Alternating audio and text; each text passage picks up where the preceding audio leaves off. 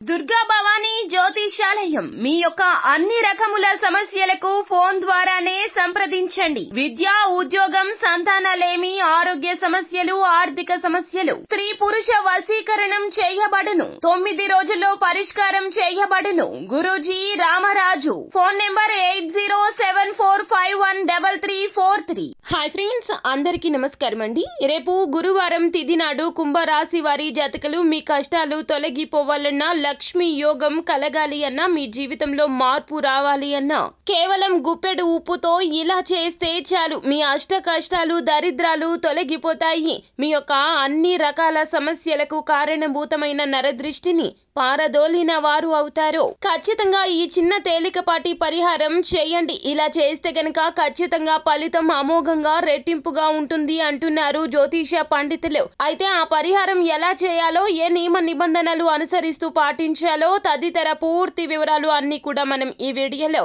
సంపూర్ణంగా సవివరంగా తెలుసుకునే ప్రయత్నం చేద్దాము. అంతకంటే ముందు ఫ్రెండ్స్, వీడియోని పూర్తిగా చూసేయండి. అప్పుడే మేము ఏం చెప్పబోతున్నామో మీకు పూర్తిగా అర్థమవుతుంది. వీడియో గనక మీకు నచ్చినట్లయితే గనక లైక్ చేయండి. మీ లైక్ మాకెంతో సపోర్ట్ అండ్ ఎంకరేజ్మెంట్ గా ఉంటుంది. ఇక మనము ఏ మాత్రము కూడా ఆలస్యం చేయకుండా వీడియోలోకి వచ్చేద్దాము. కుంభరాశి వారి జాతకులకు నరదృష్టి ప్రభావం ఎక్కువగా ఉంటుంది. అందుకే ఏ పని చేపట్టినా ఆ యొక్క పని ముందుకు కదలడం లేదు.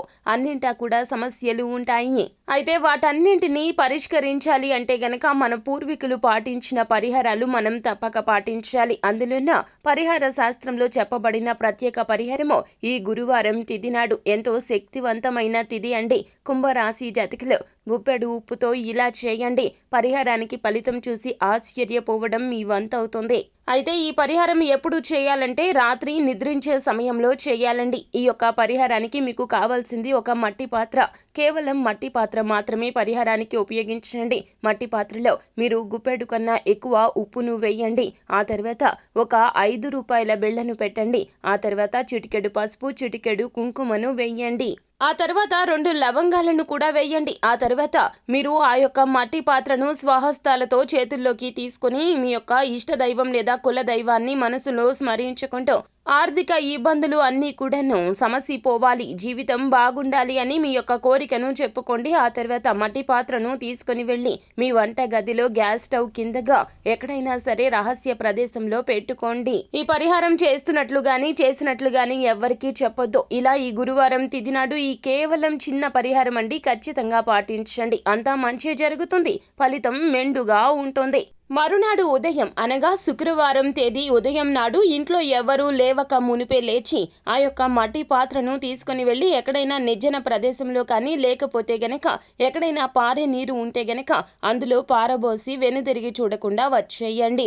వెనుదిరిగి చూడకుండా ఇంటికి వచ్చేయండి. మట్టి పాత్రను ఇంటికి తెచ్చుకోకండి. మనం పారే నీటిలో అయినా, నిర్జన ప్రదేశంలో అయినా సరే అక్కడే విడిచిపెట్టి వచ్చేయండి. ఇంటికి వచ్చాక కాళ్ళు చేతులు కడుక్కొని లేదా దుస్తులు మార్చుకునే వీలుంటే గనక స్నానం చేసి దుస్తులు మార్చుకుని ఇంట్లోకి రండి. సో ఫ్రెండ్స్, చూసారు కదా, ఈ వీడియో గనక మీకు నచ్చినట్లయితే గనక లైక్ చేయండి. మరిన్ని వీడియోస్ కోసం మా ఛానల్ని సబ్స్క్రైబ్ చేసుకొని ఫాలో అవ్వండి. Thank you.